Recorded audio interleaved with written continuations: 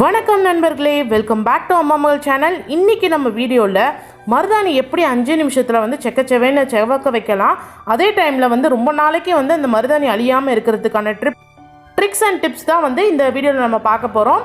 மருதாணி வந்து 5 நிமிஷத்தில் வந்து எப்படி செக்கச்செவேன்னு வந்து பிடிக்க வைக்கலாம் அப்படின்றதுக்கான பொருள் வந்து நான் சொல்கிறேன்.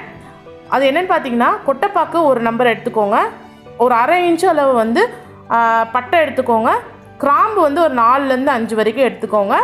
அதுக்கப்புறமா அரை பழம் வந்து லெமன் ஜூஸ் எடுத்திருக்கேன், அதையும் நம்ம சேர்த்து இதை வந்து நல்லா மையாக அரைச்சிக்கலாம்.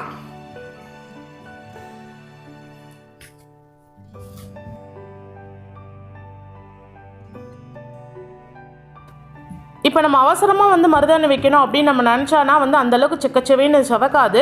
ஸோ இந்த மாதிரி இந்த இன்க்ரீடியன்ஸ் ஆட் பண்ணி நீங்கள் ஒரு டைம் வந்து மருதாணி வச்சு பாருங்கள், எவ்வளோ சூப்பராக வந்து செக்கச்செவேன்னு பிடிக்குன்றதை நம்ம கண்கூடாக பார்க்கலாம்.